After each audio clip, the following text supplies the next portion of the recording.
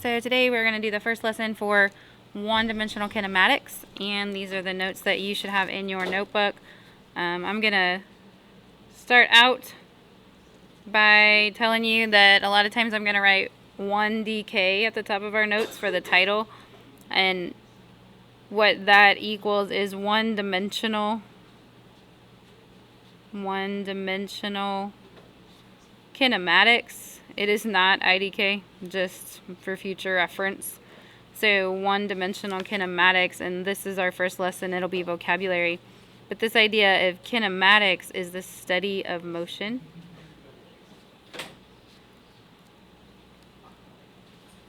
Okay? And so we got the study of motion, and today we are going to talk about the vocabulary the first set of vocabulary anyways that we need for this unit. And we already watched Professor Dave, which we're grateful for him. But our first word is position. Now this, a lot of times students will look at this word and they'll say, well, that's a stupid word. That is, everybody knows what position is. Position is the location of an object. That's true. But for our purposes, we're going to go a little more in depth in that. So position is the location of an object. Make sure you can get that into our notes. We are going to use the coordinate plane system. So we're going to use coordinates to identify the location. We want to remember that coordinates, we always, from math class, X goes first and then Y. And so these coordinates we are going to find from the components of the vector. So these coordinates come from the vector components. You guys just had a bell ringer question that said, what is the X component of this vector? And you had to click on the hotspot for that. So these coordinates come from the vector components, which we have practiced in other parts of the lessons. Okay. So let's kind of remind ourselves a little bit about the coordinate plane system. We have coordinates. We know that the vertical line is the Y, and the horizontal line is the X. Okay, if we have a vector that kind of goes off like this, we know that the X component is the horizontal length of the vector, and we know that the Y component is that vertical length of the vector. So we want to be really mindful that we don't forget those things we learned earlier. Kind of continuing with the not forgetting what we learned earlier, we need those two words that were really important for our bell ringer earlier. We talked about the hiker hiking 11 kilometers. Well, distance.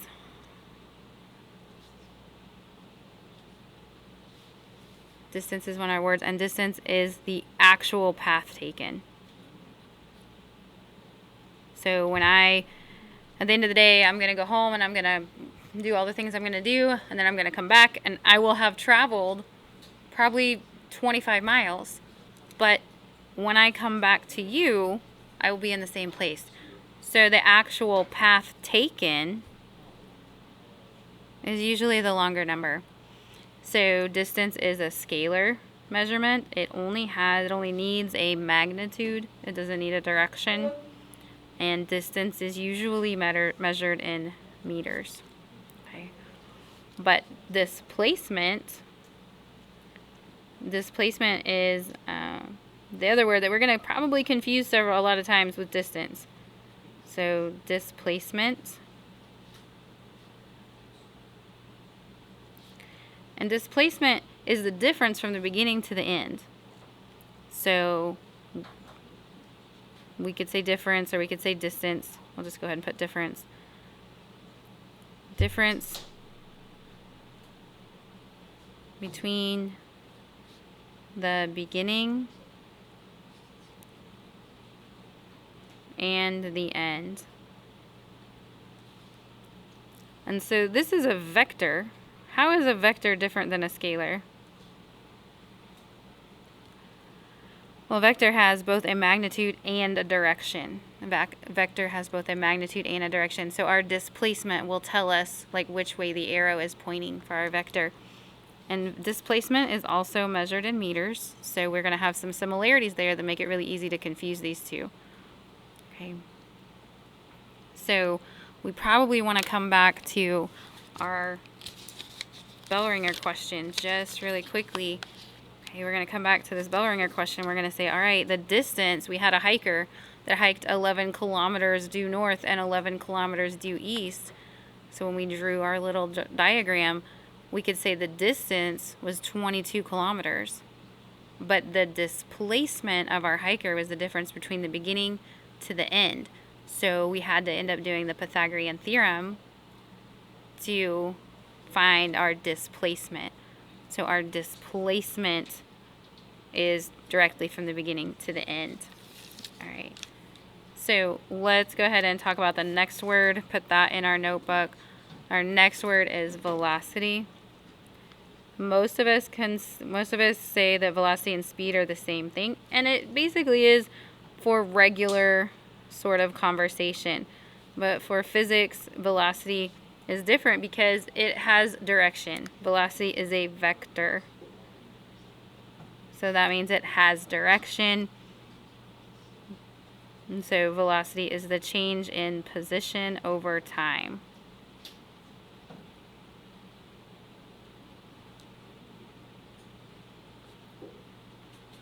And so we look at that and we say, well, change in position over time. I'm going to be using those coordinates, find the change in position, and how long did it take to get there. So when we look at velocity, we're going to use displacement, the difference between the beginning and the end. So we're going to have displacement divided by time. Okay. And so displacement is measured in meters, time is measured in seconds. So our unit for velocity is going to be meters per second. And we will have a direction. And we want to be careful to not confuse. So don't confuse with speed. Speed for physics is distance over time.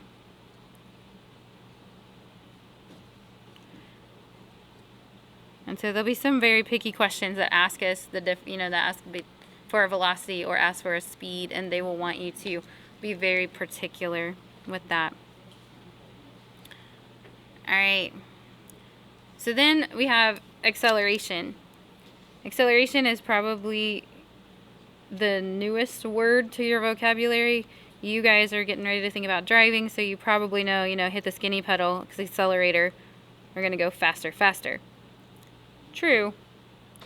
And that acceleration is speeding up, a positive acceleration, but we want to go a little bit more mathematical with it and understand that acceleration is the change in velocity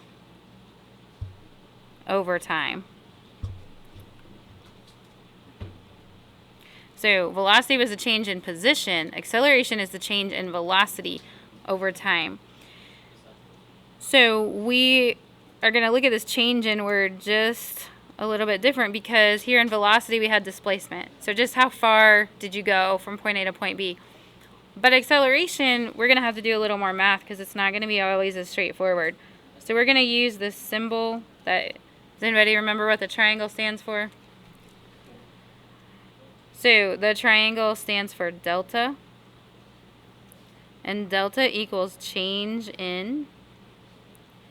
And so whenever we see delta, we're going to find a difference.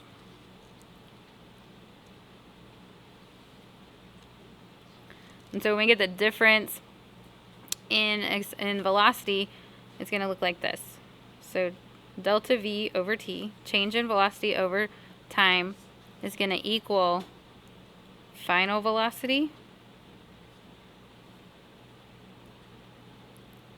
minus initial velocity. And initial is just a fancy word for beginning, over time.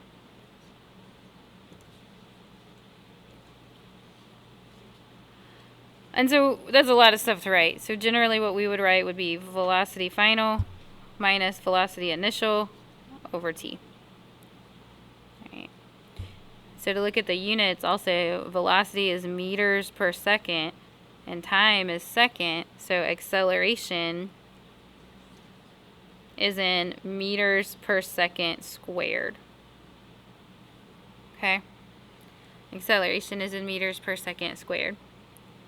And so I kind of wanted to go back to the animation that we had to look at that again. If we look at those arrows that we had, okay, a positive acceleration is going to be an arrow usually going to the right. A lot of times this is just the way we draw our arrows, whether we're actually headed in this right direction or not. Sometimes our acceleration arrow or vector is going to go that way, and then we're given another direction. But a positive and going to the right is almost always speeding up. A negative acceleration or going to the left is almost always slowing down.